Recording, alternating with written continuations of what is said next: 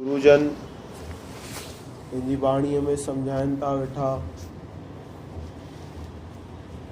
हर चरण शरण गोविंद। मां चरण शरण वरिती आहे, अहिड़े जी शरण पियो आहियां दुख भंजन, जेको दुखनि खे दूर करण वारो आहे। कपिड़े वारे वटि वेंदासीं छा मिलंदो? किराणे वारे वटि वेंदासीं छा मिलंदो? संतनि वटि वेंदासीं, सतगुरुनि वटि वेंदासीं, परमात्मा वटि वेंदासीं, उहो असांजो छा कंदा? दुख निवृत करे रखंदा। दुख भंजन, दुख भंजन तेरो नाम जी, दुख भंजन तेरो नाम। परमात्मा संत जन गुरुजन अहिड़ो मंत्र ॾेई रखंदा आहिनि, अहिड़ी औषधि ॾेई रखंदा आहिनि, पर उहा औषधि टेम सां केरु पान करे, उनजो नेम सां केरु वठे। डॉक्टर बि छा चईंदो आहे? टेम से नेम से लिया, परहेज करी, चईंदो अथव न चईंदो अथव डॉक्टर? तीअं ई हीअ जेकी औषधि, नाम रूपी औषधि सतगुरु जेकी ॾिनी आहे, उहा असां नेम सां वठूं। अहिड़ो कोई दुख न आहे जो उहो न निवृत थी वञे, सभु दुख दूर थी वेंदा। दुख भंजना, परमात्मा जो नालो छा आहे? दुख निवृत करण वारो आहे। दास अपने को नाम देवो, पंहिंजे दास खे नाम ॾियो।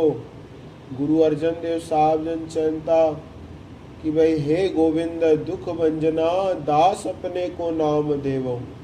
परमात्मा खां अहिड़ी शइ वठणी आहे जेको नाम असांखे तारण वारो आहे, ओड़ी शइ असांखे वठणी आहे। त गुरुजन उन परमात्मा खां इहा ई शइ वठनि था वेठा कि भई अपने को नाम देवो, दृष्टि प्रभ धारऊं, अहिड़ी दृष्टि धारण कयो मुंहिंजे मथां। कृपा कर तारो मूंखे तारो, कृपा करे मूंखे तारो। छो जो कि मां माया रूपी अंधकार में डुबी रहियो आहियां। घ कूप ते काढ लेवो, अंधकूप जेको आहे इन ते हथड़ा ॾेई करे मूंखे कढी वठो। श्री राम मूं वटि अचिणो पवंदी, मुंहिंजो सॾु सदा ॿुधणो पवंदी। तुंहिंजी माया गीले थी जेका आहे वॾी, साम्हूं बीठो ॾिसे थो वञी थी ॿुॾी। न सहारो मूंखे न किनारो मूंखे, पंहिंजा हथड़ा ॾेई कढणो पवंदी। श्री राम मूं वटि, परमात्मा जी माया चङनि भलनि खे भुलाइण वारी आहे, पर उनजी कृपा थींदी तॾहिं उहो जीव उनखे नाम खे जपे सघंदो, उहो ई उन खां छॾाए थो सघे। त उन खां अहिड़ी वस्तु असांखे घुरणी आहे, ओड़ो भाव रखिणो आहे। काम क्रोध कर अंध माया, काम क्रोध करे माया रूपी अंध घेरे में बंद अनेक दोखा तन शाद पूरे। अनेक दुखनि में मां पियो आहियां। गुरुजन चवनि था प्रभ बिना आन न राखन हारा, प्रभुअ जे बिना ॿियो कोई रखण वारो नथो ॾिसण अचे।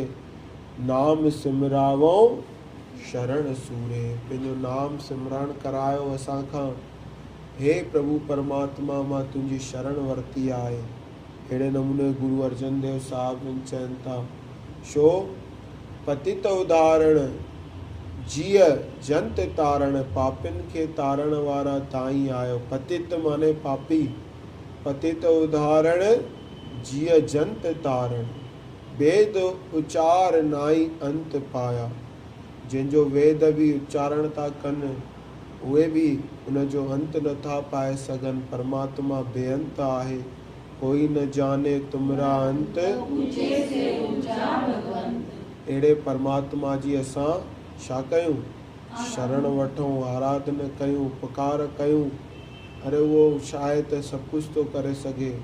नीच को ऊच करे मेरा गोविंद, परमात्मा नीच खे ऊचो करे थो सघे। उन नाम खे केरु जपे, उनजी शरण वठे, छा नथो करे सघे उहो। गुण सुख सागर, गुणनि जो सागर आहे। ब्रह्म रत्नागर, भगत वशल नानक गायो। अहिड़ो जेको गुणनि जो सागर आहे, ब्रह्म रत्नागर आहे, भक्त वशल आहे, भक्तनि जी पेज रखण वारो आहे, नानक गायो। अहिड़े परमात्मा खे तूं ॻाए, उन नाम खे उच्चारण कर, उन सां ई तुंहिंजो कल्याण थियण वारो आहे। त असां बि उन परमात्मा जी शरण वठूं जेको ॾेई न पचाए, देदा दे लेंदे तक पाए, आज मन कर खाई खाए। परमात्मा जी ओट वठंदासीं, जंहिंखे नानक शाह जी ओट थंदे विहंदे हलंदे फिरंदे नाम खे उच्चारण कयो, असांजो लोक सुखी थींदो। बोलो गुरु नानक देव, बोलो बाबा नारायण दास साहिब की।